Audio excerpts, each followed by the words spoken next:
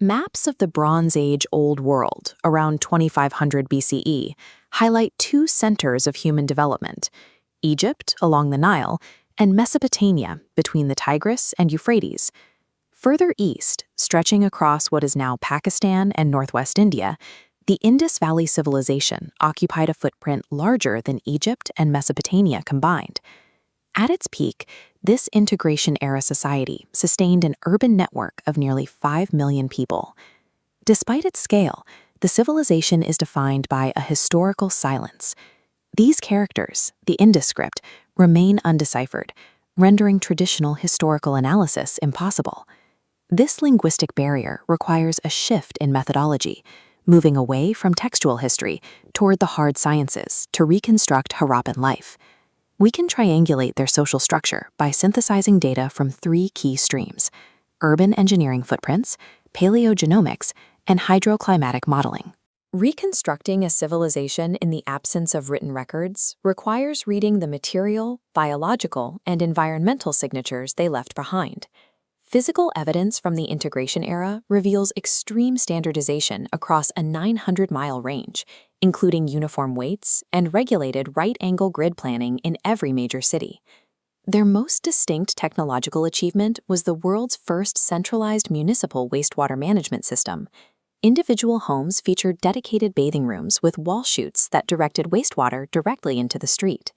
Liquids entered U-shaped baked brick street drains equipped with stone-covered sedimentation manholes for filtration and maintenance. This focus on ubiquitous civic infrastructure differs from the construction priorities seen in contemporary Bronze Age empires.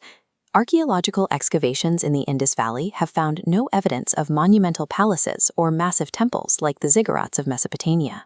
The universal access to sanitation, paired with the absence of elite monuments, suggests an egalitarian society organized around public health rather than the glorification of a ruling class. For the Harappans, complex civic engineering served as their version of monumental architecture. Moving from physical infrastructure to biological identity requires a look at the citizens themselves. Extracting ancient DNA in lowland South Asia is technically difficult, as the hot climate rapidly degrades genetic material.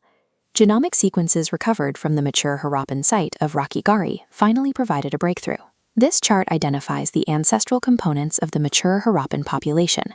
The dominant component, 50 to 70%, is Neolithic Iranian-related farmer ancestry, mixed with secondary ancestry from ancient ancestral South Indian hunter-gatherers. Crucially, steppe ancestry is absent, measuring at less than 1%. This genetic profile contradicts the theory that Indo-Aryan invaders from the steppe were responsible for engineering the peak of Indus civilization.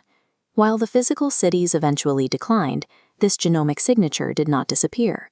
During a post-city dispersion, Harappan descendants mixed with incoming steppe pastoralists and regional groups, forming the ancestral North Indian and ancestral South Indian clines. This genomic signature remains the foundational biological substrate for almost all modern South Asian populations. If the population survived and dispersed, the question remains why the Bronze Age's largest urban network was abandoned. Paleoclimate proxies, including isotopic data from caves and lake sediments, show a major climatic shift in the region.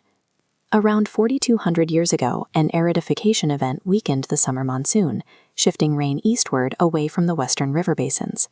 The region faced repeated century-long droughts. The Ghaggar-Hakra river system, providing hydrological security for Harappan agriculture, transformed into a dry, intermittent stream. The resulting loss of predictable floods destroyed the agricultural surplus necessary to sustain concentrated urban populations. Seasonal river flow reached a permanent deficit, leaving the agricultural society unable to maintain its massive urban centers. In response, the population migrated eastward toward the more consistent rainfall of the Himalayan foothills and the Ganges Basin. The Harappan experience represents a strategic de-urbanization, a pragmatic, multi-generational shift away from concentrated metropolises and into sustainable, rain-fed rural villages. These three data streams describe a civically engineered egalitarian society, built by an indigenous mixture of Iranian-related farmers and South Indian hunter-gatherers. A shifting climate gradually displaced the population, driving a transition that outlasted the lifespans of grandparents and grandchildren alike. Reorganizing an entire society's infrastructure in response to a century-long drought demonstrates profound civilizational resilience. While the physical bricks of Harappa were abandoned, the Indus Valley civilization survives within the agricultural traditions and the